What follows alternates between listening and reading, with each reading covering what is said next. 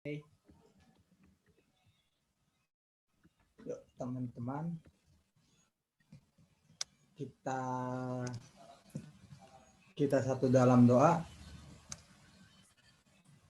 Allah Bapa kami kerajaan sorga, kami puji syukurnya Bapa atas berkat-Mu yang melimpah pada hari ini Bapa. Bapa, sebentar lagi kami mendengarkan sharing renungan firman yang dibawakan oleh Kak Yohanes dan Kak Renat sama Kak Iva ya Bapa. Bapa, bagi teman-teman kami belum bisa hadir ini Bapa, melainkan besok atau esok hari atau lusa Bapa, pasti bisa join ya Bapa. Ketuklah untuk hati mereka ya Bapa.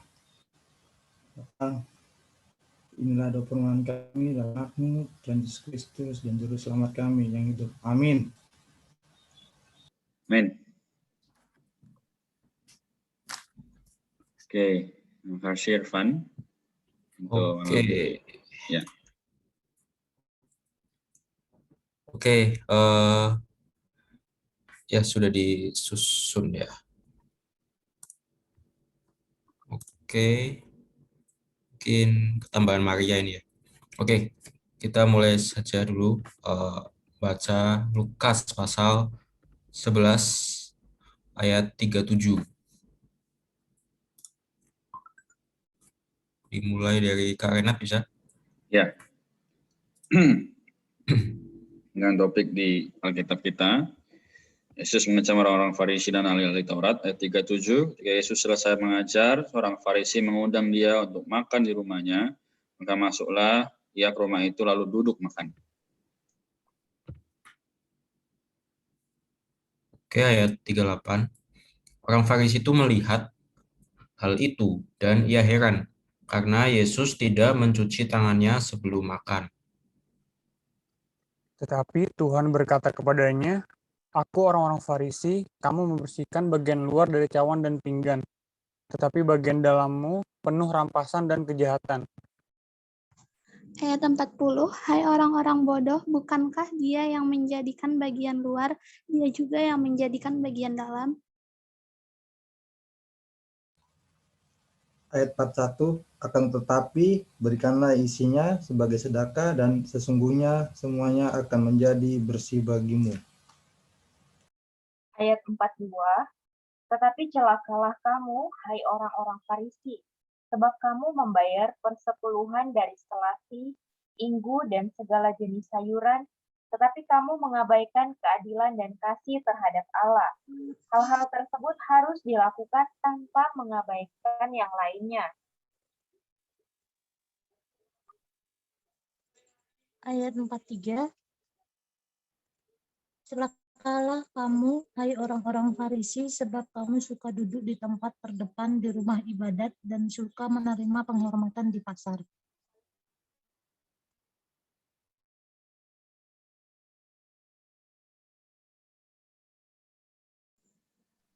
Sherlyn? Ayat 44, celakalah kamu, sebab kamu sama seperti kubur yang tidak memakai tanda. Orang-orang yang berjalan di atasnya tidak mengetahuinya. Seorang dari antara ahli-ahli Taurat itu menjawab dan berkata kepadanya, "Guru, dengan berkata demikian engkau menghinakannya juga." Ayat 46, tetapi ia menjawab, celakalah kamu juga, hai ahli-ahli Taurat, sebab kamu meletakkan beban-beban yang tak terpikul pada orang, tetapi kamu sendiri tidak menyentuh beban itu dengan satu jari pun.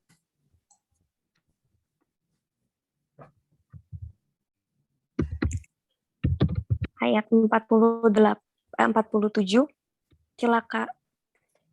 celakalah kamu, sebab kamu membangun makam nabi-nabi, tetapi nenek moyangmu telah membunuh mereka. Dengan demikian kamu mengaku bahwa kamu membenarkan perbuatan-perbuatan nenek moyangmu, sebab mereka telah membunuh nabi-nabi itu dan kamu membangun makamnya. Oke, Andre, apakah sudah bisa?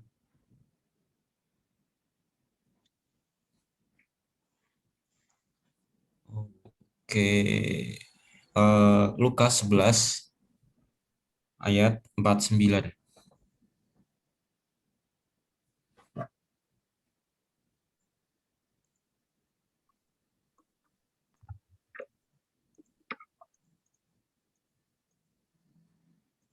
Bisa? Oke. Lukas 11 ayat 49. Sebab itu hikmat Allah berkata, Aku akan mengutus kepada mereka nabi-nabi dan rasul-rasul, dan separuh dari antara nabi-nabi dan rasul-rasul itu akan mereka bunuh dan mereka aniaya. Amin. Ayat 50 saya ya. Supaya dari angkatan ini dituntut darah semua nabi yang telah bertumpah sejak dunia dijadikan. Mulai dari darah Habel sampai kepada darah Zakaria yang telah dibunuh di antara mezbah dan rumah Allah. Bahkan aku berkata kepadamu, semuanya itu akan dituntut dari angkatan ini. Wahyu. Oke. Ayat 40 berapa? 52 ya? Iya. Ayat 52. Celakalah kamu, hai ahli-ahli Taurat, sebab kamu telah mengambil kunci pengetahuan. Kamu sendiri tidak masuk ke dalam, dan orang yang berusaha untuk masuk ke dalam kamu halang-halangi. Ayat 53, dan setelah Yesus berangkat dari tempat itu, ahli-ahli Taurat dan orang-orang Farisi terus-menerus mengintai dan membanjirinya dengan rupa-rupa soal. Untuk itu mereka berusaha memancingnya supaya mereka dapat menangkapnya berdasarkan sesuatu yang diucapkannya. Ayat 1. Sementara itu beribu-ribu orang banyak telah berkerumun, sehingga mereka berdesak-desakan, lalu Yesus mulai mengajar pertama-tama kepada murid-muridnya, katanya, waspadalah terhadap ragi, yaitu kemunafikan orang Farisi.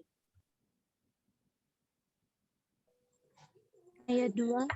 Tidak ada sesuatu pun yang tertutup yang tidak akan dibuka, dan tidak ada sesuatu pun yang tersembunyi yang tidak akan diketahui.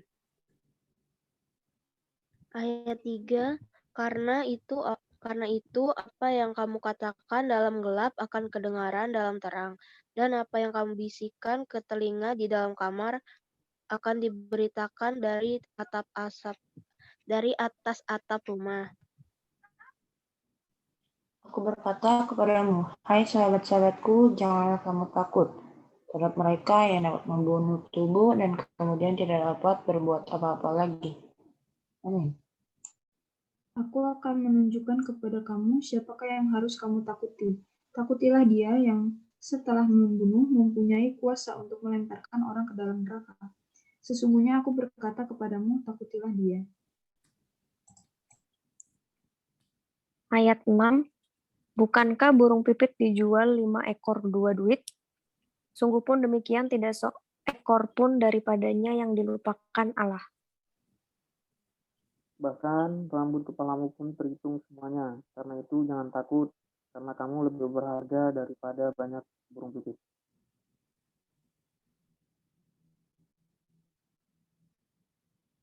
Andre ayat 8.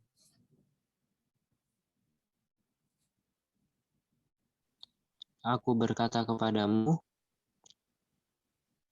setiap orang yang mengakui aku di depan manusia, anak manusia juga akan mengakui dia di depan malaikat-malaikat Allah.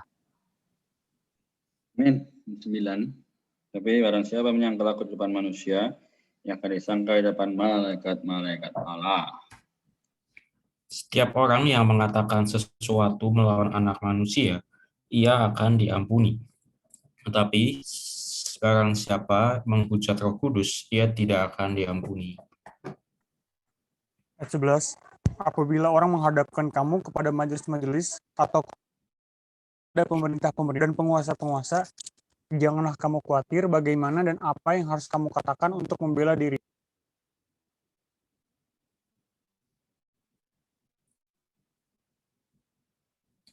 Ica. Oke, Irfan. Sebab pada saat itu juga Roh Kudus akan mengajar kamu apa yang harus kamu katakan. Amin. Amin. Oke. Ya, dipersilakan Kak Renat. Ya, amin. Puji Tuhan, ya, saudara-saudari, teman-teman sekalian. kita mengetahui bahwa ini juga adalah satu tujuan kita untuk mengenal bahwa Tuhan ingin supaya dirinya bukan hanya dilihat, namun juga dinikmati. Nah, saudara-saudari sekalian, kita perlu sadar bahwa sebagai manusia, ya, kita tidak boleh hanya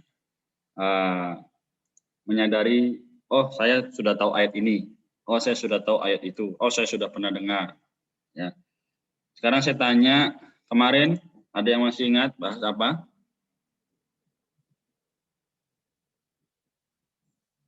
Hari Jumat. Tentang Yunus, Pak. Yunus di perut ikan selama 3 hari melambangkan Kristus yang akan mati.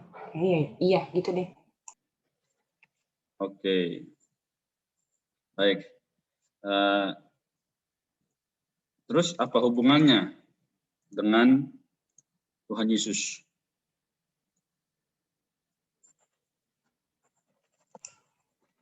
Kalau kemarin sih aku nanggapnya sebagai filosofi. Kalau pada zaman waktu Yunus di perut ikan itu sebenarnya kayak gambaran bahwa setelah Tuhan datang dengan wujud manusia, dia akan seperti itu, disalibkan terus mati terus bangkit lagi pada hari yang ketiga. Amin. Si Tuhan. Ya. Pertanyaan dari Kak Yohanes. Lukas 11 ayat 28. Ya. Jadi gimana supaya kita terhadap firman itu? Memeliharanya ya, Kak. Iya, jadi bukan hanya mendengar tapi memelihara. Baik, sekarang kita lanjut ke pembahasan hari ini. Ada yang bisa menemukan atau mau mencoba menemukan ayat kunci daripada hari ini? Ayat 3. Oke, lalu? Ayat 10, Kak. Ya, lagi, ada lagi yang mau coba?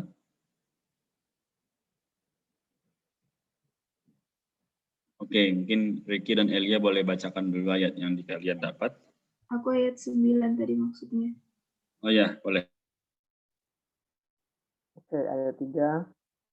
Karena itu, Lukas 12 ayat 3, karena itu apa yang kamu katakan dalam gelap, kedengaran dalam terang, dan apa yang kamu bisikan ke telinga di dalam kamar akan diberitakan dari atas rumah. Kemudian Elia. Aku tadi Lukas 12 ayat 9. Tetapi barang siapa menyangkal aku di depan manusia, ia akan disangkal di depan malaikat Allah. Terus lanjutannya di ayat 10. Setiap orang yang mengatakan sesuatu melawan anak manusia, ia akan diampuni. Tetapi barang siapa menghujat Roh Kudus, ia tidak akan diampuni. Amin. Baik, terima kasih Ricky dan Elia. Bertanya kenapa kalian bisa dapatkan ayat itu? Apa yang membuat kalian merasa bahwa itu adalah ayat kunci?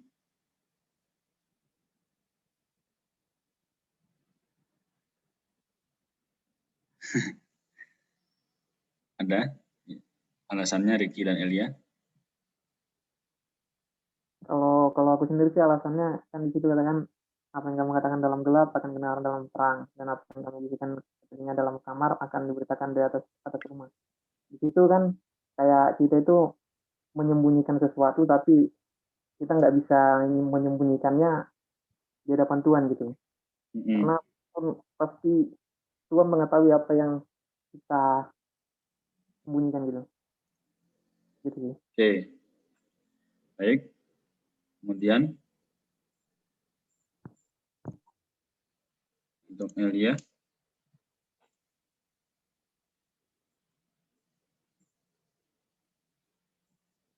Kenapa pilih ayat tersebut? Kalau aku sih, ini kita juga lagi bahas soal dosa juga kan, Kak. Jadi kalau ada gimana ya, kurang bisa jelasinnya. Yang kalau manusia, kayak kalau kita menyangkal Tuhan, terus kita juga bakal Apa sih? Ya, gimana sih Kak? Aku kurang bisa jelasin. Iya. Jadi yang Elia sampaikan dan Ricky sampaikan sudah benar, namun yang lebih mendekati adalah penjelasan atau jawaban dari Elia. Oke, kita baca sama-sama dulu ya. Saya akan tampilkan. Mari ya. Jadi sebenarnya Elia kurang sedikit naik ke atas yaitu ayat 8 ya. Jadi ayat 8, 9 dan 10 memang berkaitan. Mari kita baca sama-sama.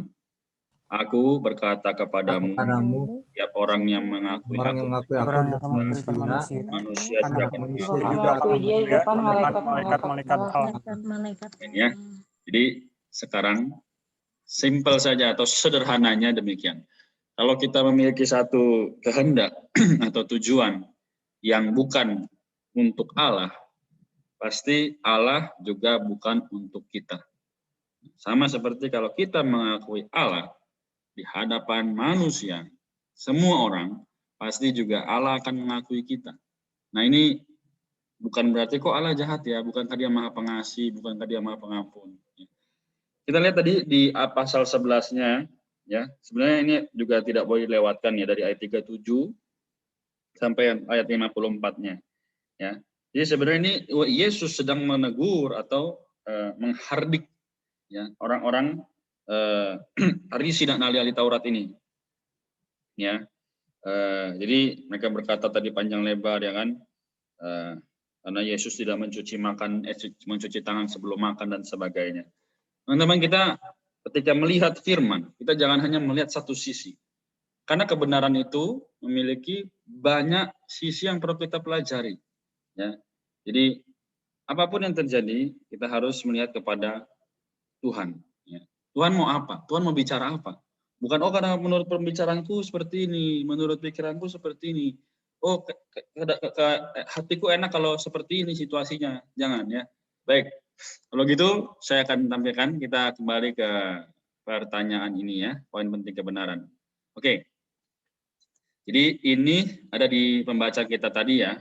Mari kita coba baca sama-sama. Karena itu apa yang kamu katakan dalam apa?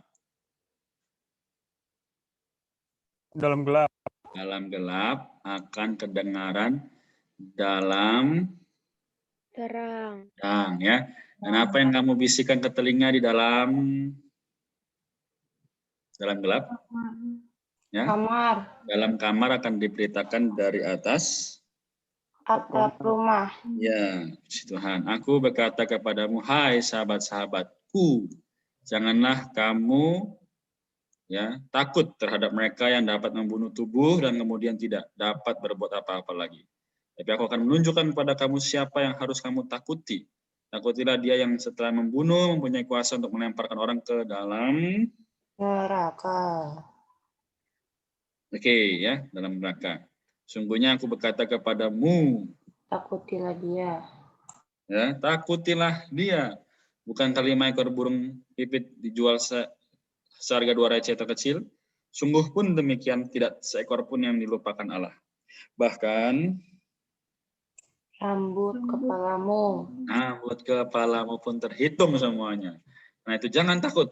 Karena kamu lebih berharga daripada banyak burung pipit. Amen ya, puji Tuhan. Jadi teman-teman sekalian, kenapa Tuhan berbicara ini? Kenapa Yesus membicarakan hal ini kepada murid-murid? Ya kan, tulisannya saja sudah pengajaran khusus. Ya, juga topik kita dari pasal 4 sampai pasal 19 berbicara apa? Ministry manusia penyelamat dalam kebajikan insani di dalam atribut-atribut ilahinya. Ya, oke.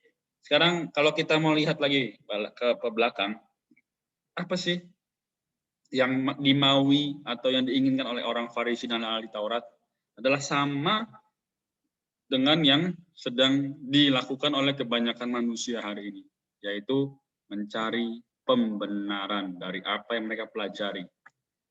Ya, kita ambil contoh saja. Misalnya banyak orang belajar bahwa kita boleh bicara kasar ya kan, seperti yang sedang trending itu kan. Saya maaf ya tanda kutip ya. Boleh kok kita tato ya kan, kita boleh nggak salah. Tuh Tuhan aja bilang ya tergantung bagaimana hatimu. No. Akhirnya apa? Kita menjadi orang yang gelap. Kita menjadi orang yang kedengaran di dalam terang. Jadi sebenarnya kita sedang menjadi serigala berbulu domba. Ya, kita melihat bahwa oh sebenarnya saya ini baik, tapi di luar kayaknya boleh deh. Hal-hal yang lain tuh aku boleh terima deh.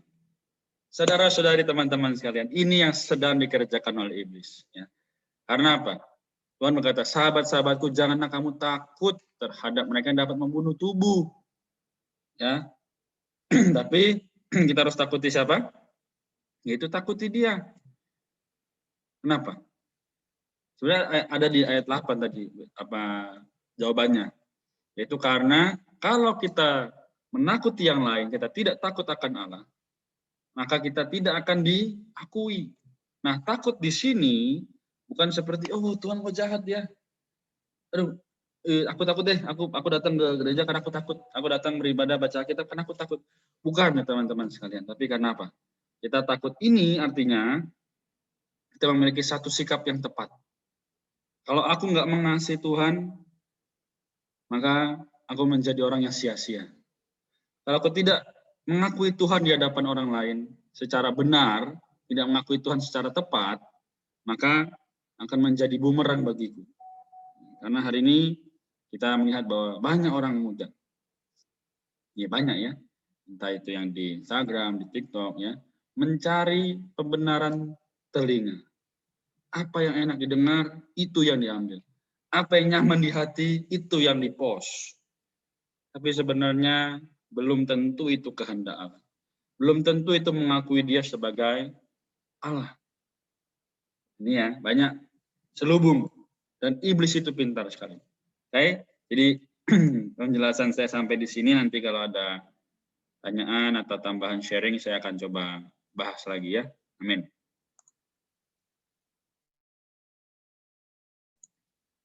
Ada yang mau bertanya atau sharing, silakan.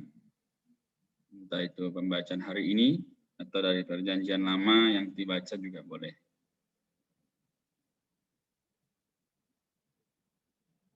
Ada? Dari Maria, dari Ricky ya, Joshua, atau Ica, atau Wahyu. Aku mau coba, Kak. Oke, silakan Claudia. Kan di sini Kak, kalau kita lihat dari kemarin itu dari kapan ya? Pokoknya kan bahas-bahas orang Farisi kan ya Kak ya. Terus di situ juga kalau kita lihat di sini dibilang untuk berjaga-jaga supaya tidak menjadi munafik sama dengan orang Farisi. Terus kalau ceritanya dalam realita dalam kehidupan kita sehari-hari Kak, kita kan masih belum membedakan kalau kita apakah kita emang masih mengikuti kayak orang munafik, kayak orang Farisi atau sedang ikut Yesus gitu Kak. Gimana kalau menurut Kakak gitu? Soalnya kan kayak kita udah berlaku baik, kita udah baca Alkitab, kita udah mendengarkan firman, rajin ke gereja, tapi terkadang kita juga lupa, maksudnya ini ya menjelaskannya ya, seperti hilang kendali gitu Kak. Jadi kalau kita seakan-akan yang penangkar anak bilang, mungkin di luarnya dia terlihat baik, terlihat suci, tapi di dalamnya belum tentu terlihat seperti di luarnya gitu Kak. Kalau kayak gitu gimana? Ini kamu nanya ya berarti? Kepanjangan ya? Yoel bisa coba? Mau coba? Dijelasin.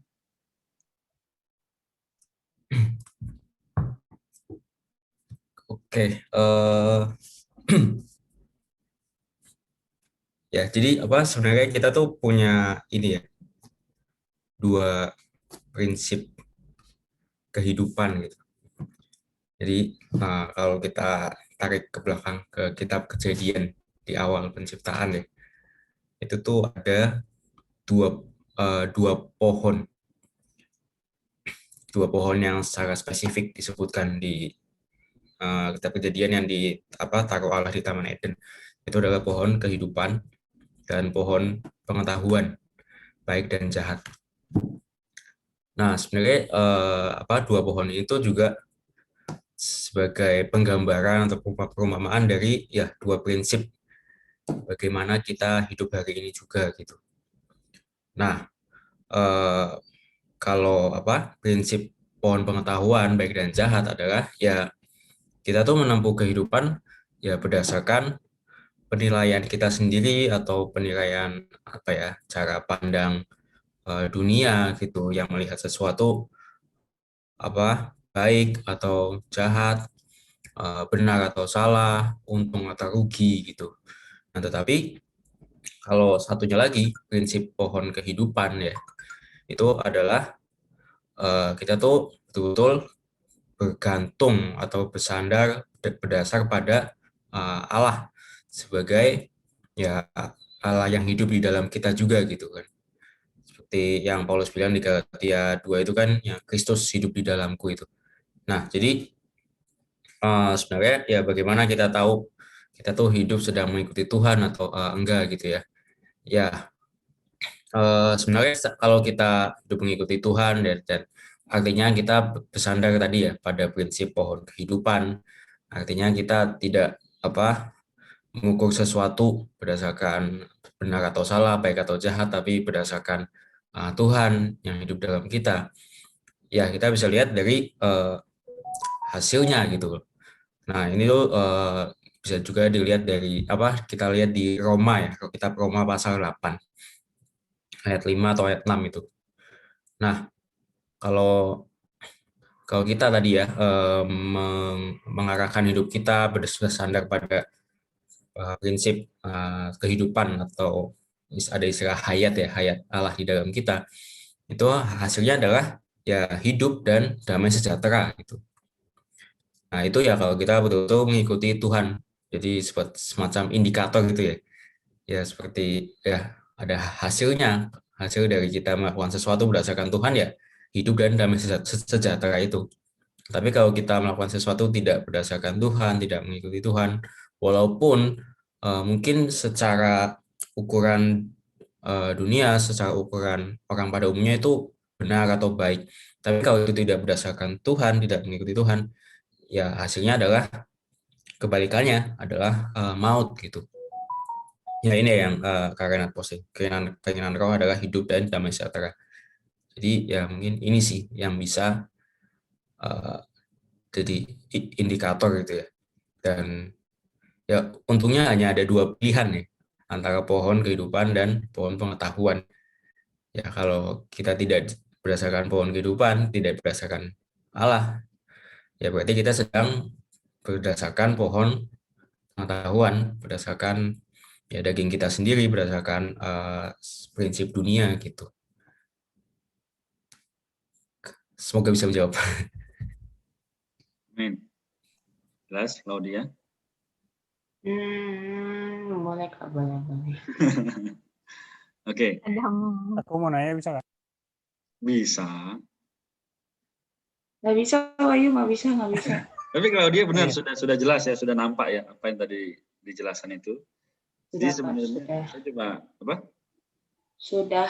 Ya. Soalnya maksudnya aku juga menanyakan itu karena melihat realita anak-anak zaman sekarang, bukan anak-anak sih, lebih tepatnya teman-teman yang sekarang gitu, kayak aku ikut remaja nih, rekan kita dari remaja HKBP, aku ikut remaja HKBP, aku pelayanan, aku jadi song leader, aku jadi pengurus, tapi hatinya masih setengah-setengah gitu Kak. Jadi kayak luarnya aja terlihat baik, tetapi di dalamnya tidak terlihat gitu. Kita dapat, kan tadi Karena pernah bilang ucapan dan sikap itu mencerminkan apa yang di dalam hatinya kan. Nah iya, jadi kita melihatnya, wah dia pelayanan ya awal-awal, tapi semenjak mengenal jadi kayak, oh dia cuma mencari ketenaran, oh dia cuma hanya mencari teman curhat gitu-gitu Kak. Itu sih yang sering dipertanyakan, apalagi kan istilahnya kalau untuk anak HKBP mengertilah ya kalau remaja itu sebagaimana gitu. Ya. Kasih Kak Yohanes. Ya, oke. Oke. Wahyu Jadi, tadi. ya, Oh ya, Wahyu silakan. silakan.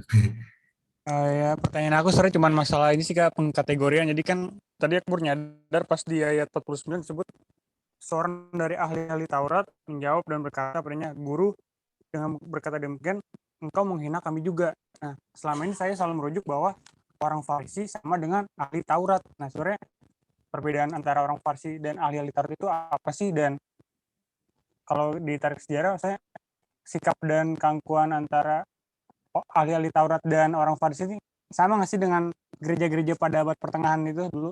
Gitu Kak. Kasih Kak.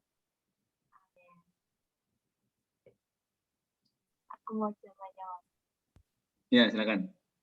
Oke, kalau kita lihat di sini memang selalu berdampingan gitu, selalu ketika bahas tentang orang-orang Farisi pasti di situ mungkin ada yang lain tidak gitu, tapi di sini tuh ada orang Farisi, ada juga ahli Taurat. Saya bisa lihat orang Farisi ini sebenarnya apa ya, siapa sih mereka? Jadi sebenarnya orang-orang Farisi ini adalah mereka itu pengamat-pengamat, bahkan mereka sangat teliti perkara urusan praktikal secara agama.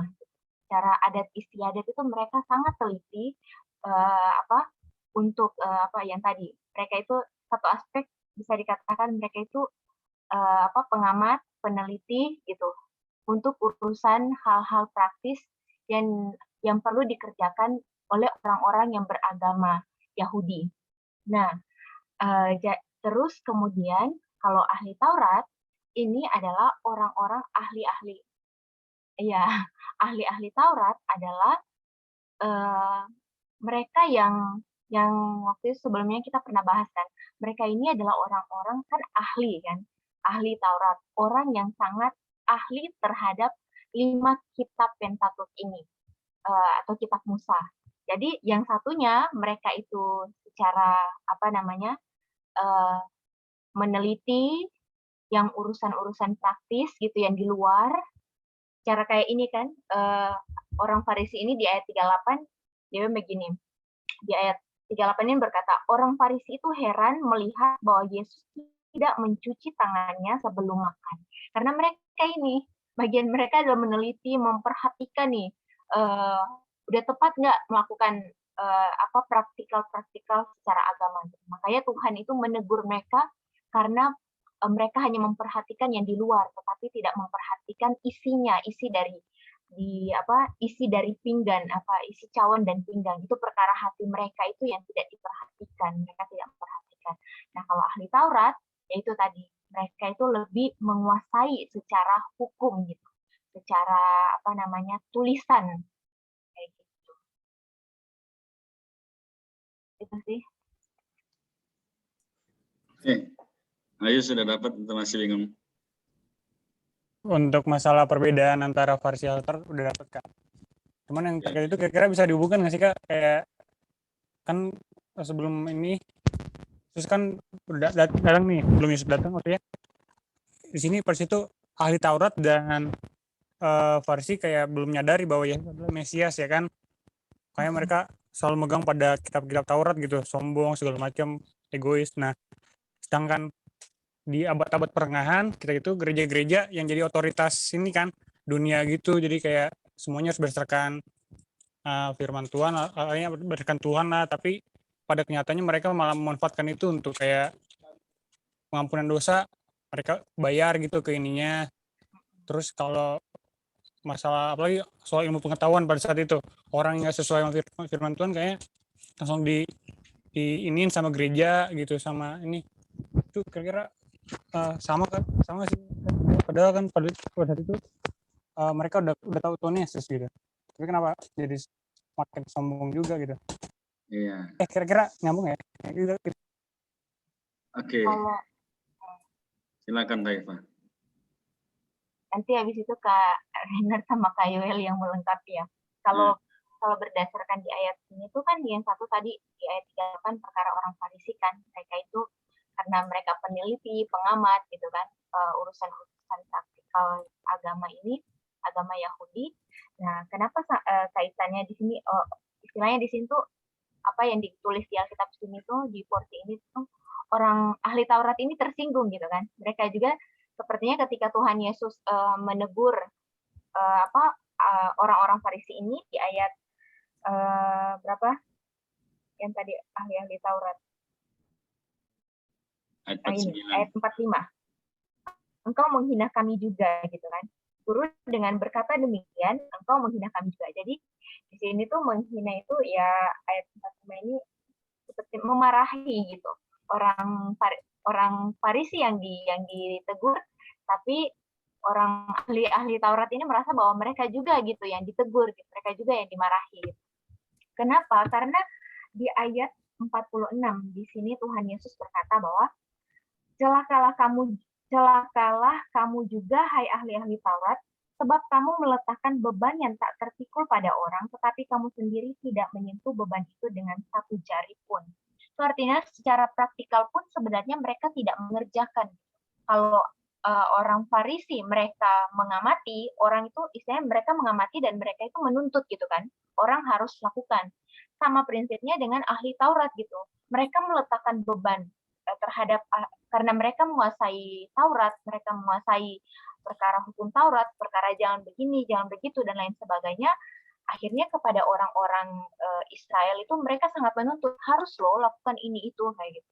Jadinya makanya di ayat 46 ini Tuhan Yesus berkata bahwa ahli-ahli Taurat ini meletakkan beban yang tak terpikul pada orang, tetapi kamu sendiri tidak menyentuh beban itu dengan satu jari pun. Jadi secara apa itu ini sama gitu kan.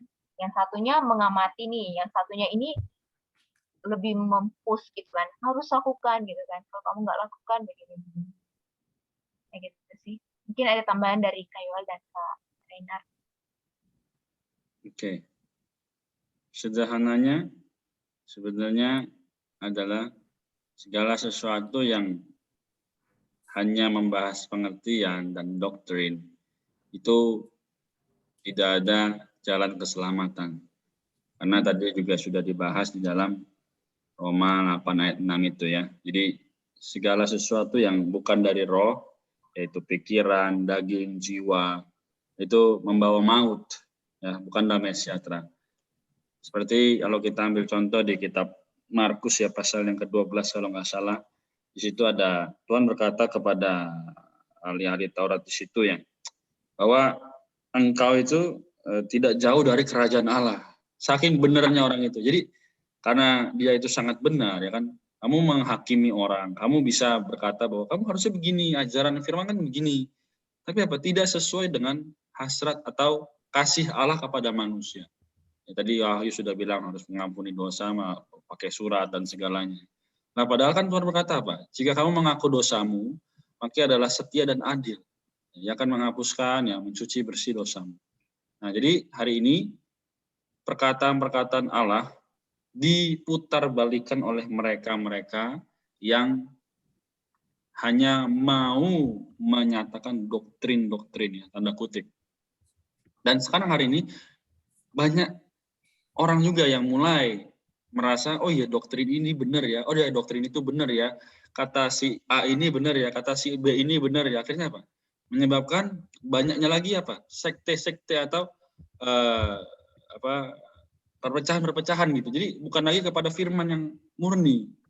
Nah, hari ini tadi perkataan yang ditanya oleh Wahyu itu sebenarnya menyatakan kepada kita seharusnya manusia hanya hidup berdasarkan firman Allah, yaitu mengakui Dia, bukan doktrin ataupun pengetahuan.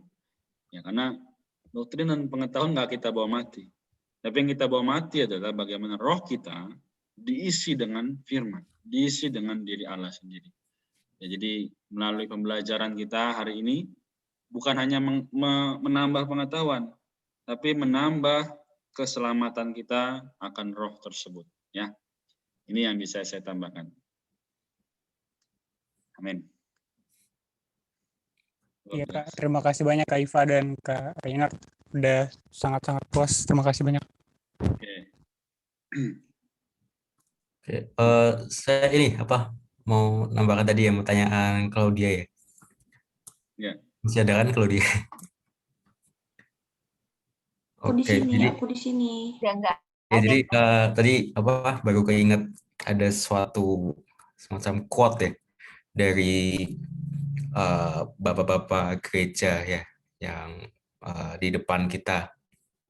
Kalau nggak salah tuh yang pertama mengatakan ini namanya Hudson Taylor kalau nggak salah. Nah jadi itu dia bilang bahwa Allah itu lebih memperhatikan apa adanya kita atau bagaimana orangnya kita lebih dari memperhatikan apa yang kita lakukan atau kerjakan gitu. Nah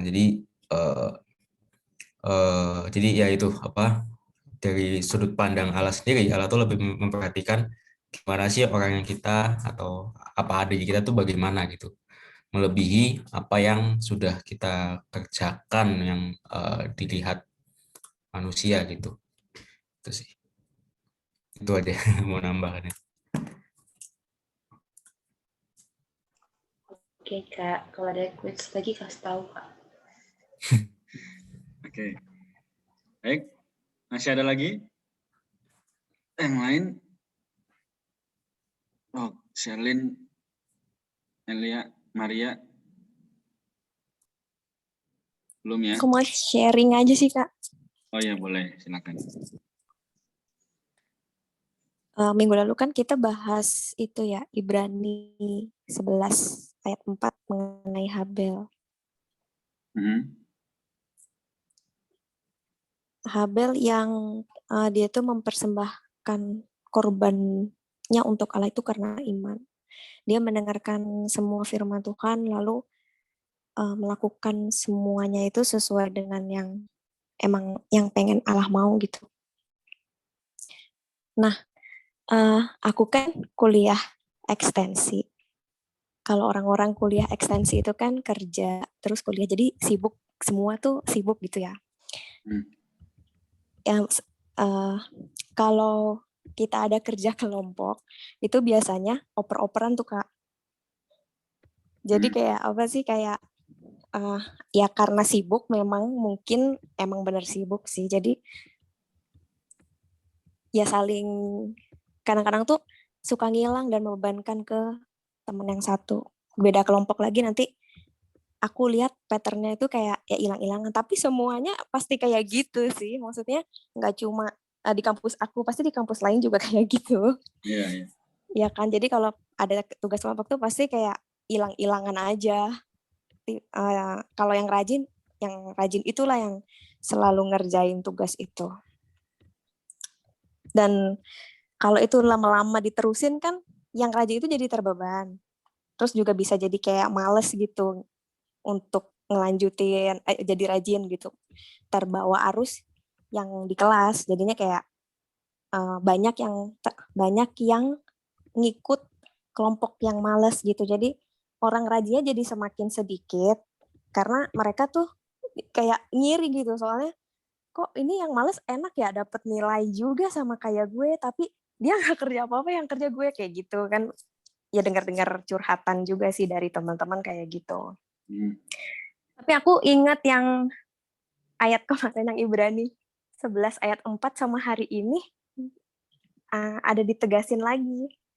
Maksudnya menambahkan gitu. Jadi semakin menguatkan yang Lukas 11 ayat 41. Akan tetapi berikanlah isinya sebagai sedekah dan sesungguhnya semuanya akan menjadi bersih bagimu. Sebenarnya aku nggak fokus yang ke sedekahnya, tapi aku fokusnya dan sesungguhnya semuanya akan menjadi bersih bagimu. Jadi kalau misalnya kita emang melakukan sesuatu yang menurut kita tuh nggak adil gitu, tapi kita melakukan itu sebenarnya tuh bukan untuk orang lain, bukan untuk semata-mata untuk diri kita doang, tapi emang buat sama kayak Habel untuk dipersembahkan kepada Allah. Maka yang kita kerjakan itu menurut aku ya Kak, itu bakalan balik lagi ke kita dan juga menjadi persembahan yang indah buat Allah sendiri. Gitu Kak. Ya, puji Tuhan. Maria mendapatkan poin itu, semoga teman-teman yang lain juga mendapatkan poin itu ya. Jadi apa yang kita dengar, apa yang kita alami, apa yang kita nikmati, asal kita memandang itu adalah untuk Tuhan, ya, Sang Juru Selamat yang tidak kelihatan itu, ya. Kita percaya, kita beriman, maka kita tidak lagi menjadi orang yang berpikir secara nalar manusia, ya. Karena firman Allah itu nggak bisa diterima oleh nalar manusia sebenarnya. Maka kenapa banyak orang mulai menjadi tanda kutip, ya saya mohon maaf, ateis, ya. Kenapa? Karena ya itu nggak mau menerima ya firman Allah yang begitu mulia, nggak bisa mereka terima secara nalar. Nah, maka kita, apa yang tadi Maria katakan itu benar, yaitu kita perlu memiliki satu pikiran yang jernih, yang murni, dan mengambil itu sebagai kenikmatan suplaian kita, ya. Jadi ada satu ayat yang berkata bahwa Tuhan itu adalah roh, ya kan? Maka kita menerimanya di dalam roh juga, yaitu di dalam Zakaria pasal 12 ayat 1. Itu Dia telah menciptakan langit dan bumi dan menciptakan roh dalam diri manusia. Ini nanti kita akan bahas lagi ya karena waktu. Jadi bagaimanapun kondisi dan situasi yang kita alami, semua berkaitan untuk menjadikan kita milik Allah seutuhnya. Ya, puji Tuhan. Oke, kita sampai di sini ya. Jadi nanti kalau ada pertanyaan lagi, sisanya silakan di WA ya. Nanti kita sama-sama coba bahas ya. Baik, karena sudah malam 9.45 lewat ya. Kita tutup dulu. Kita berdoa. Oke, tadi sudah dibuka oleh Irfan. Apakah boleh ditutup dengan doa daripada Syadin? Boleh, Kak. Ya. Nah, mari kita bersatu dalam doa. Tuhan Yesus, terima kasih ya Tuhan untuk hari ini kami telah menyelesaikan sesi kami ya Tuhan, baca Alkitab, mendengarkan firman-Mu ya Tuhan. Berkati kami semua ya Tuhan, dan semoga firman ini bisa kami dengarkan dan bisa kami lakukan, juga terus kami kembangkan ya Tuhan menurut firman-Mu dan kebenaran-Mu ya Tuhan. Dan juga sebentar kami ingin beristirahat atau melanjutkan aktivitas, jaga kami ya Tuhan selalu ya Tuhan, berkati kami dalam nama Tuhan Yesus, haleluya, amin. Amin, Tuhan. Oke, mari kita